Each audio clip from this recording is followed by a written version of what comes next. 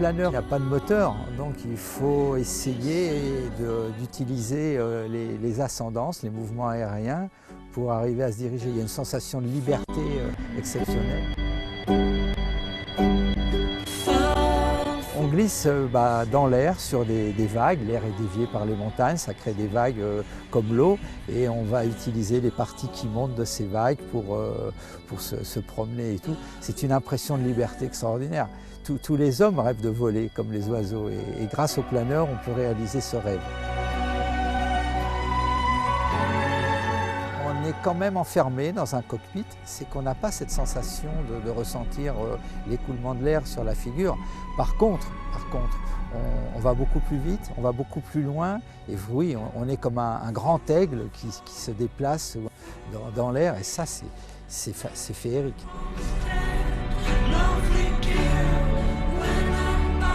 Des années après, on se raconte encore les meilleurs moments qu'on a eus dans des vols significatifs, qui ne sont pas forcément les plus grands d'ailleurs, ni les plus longs, mais qui nous ont marqués parce que c'était beau, parce que c'était difficile ou parce qu'on les a partagés avec d'autres avec qui on a apprécié ces moments.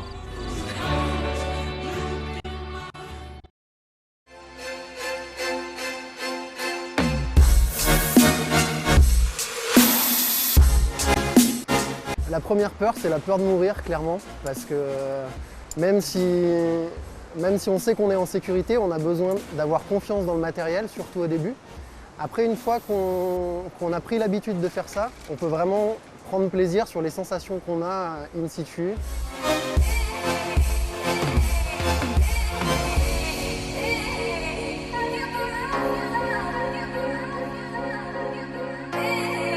C'est justement un pied de nez à la mort, puisque symboliquement, il ne faut pas tomber.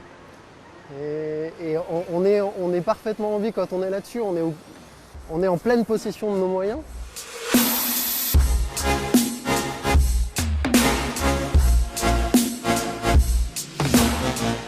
L'idée quand on est sur la sangle, c'est de complètement disparaître en fait, de ne plus avoir de pensée et de faire corps avec tout ce qui t'entoure. Et d'avoir l'effort le plus petit possible à faire. Et du coup, tu es dans une espèce de bulle d'apesanteur et tu es parfaitement serein.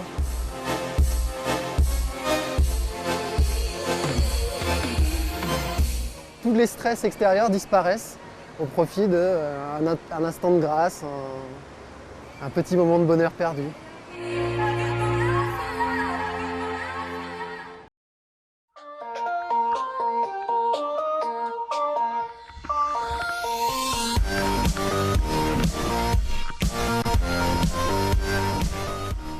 La règle, on doit garder les mains sur la pagaie, mais après tous les coups sont permis, c'est-à-dire qu'on va venir se tamponner souvent, se pousser avec les bateaux.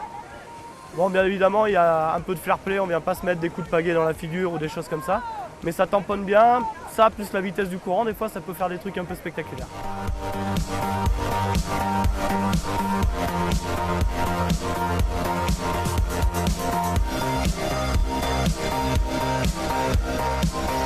Beaucoup de stress au début et après il y a un grand rush d'adrénaline sur les 100 premiers mètres. Et puis après on est dedans, on n'y pense plus et puis c'est juste se laisser descendre, placer son bateau, accélérer quand il faut.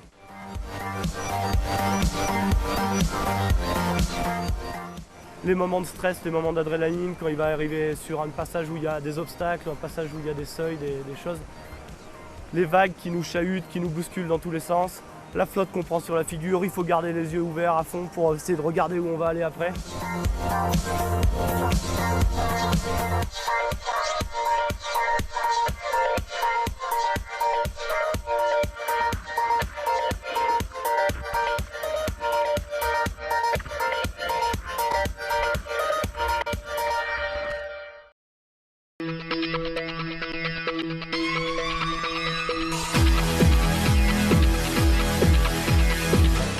Toujours un peu d'appréhension avant le départ, il y a le moment où les gens nous regardent, ça met un petit peu de pression quand on est en train de descendre. Donc tout ça c'est de l'énergie qu'il faut transformer en énergie positive pendant la descente. Mais c'est aussi pour ça qu'on fait de la descente en vélo, c'est pour ce petit frisson sympa.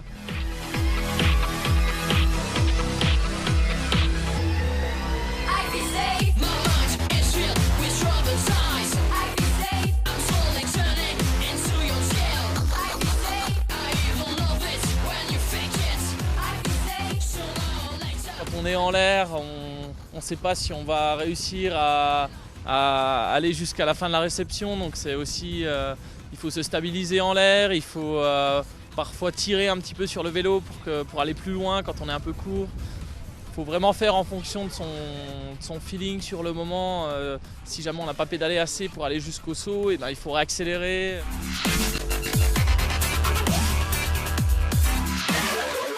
Il faut se lâcher un petit peu sur les sauts, dans les virages. Il faut contrôler l'adhérence des pneus parce que parfois ça peut glisser sur les pavés. Et du coup, c'est des sensations qui sont assez sympas quand on descend en vélo.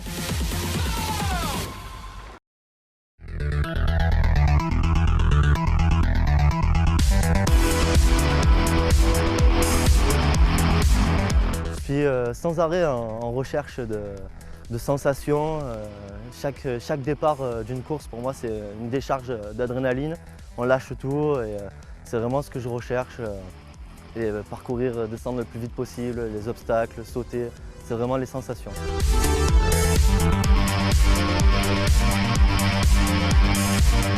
Il est vrai que de rouler avec la peur et de penser à la blessure, c'est pas bon car ça nous fait rouler sur la réserve et rouler sur la réserve c'est encore plus dangereux et ça nous fait perdre beaucoup de temps et on ne prend pas forcément de plaisir.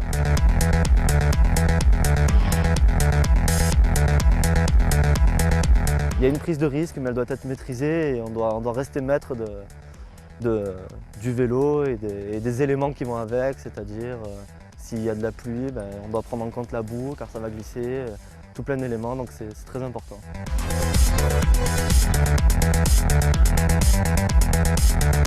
Essayer d'être le plus proche de ses limites tout en étant vraiment concentré et à fond.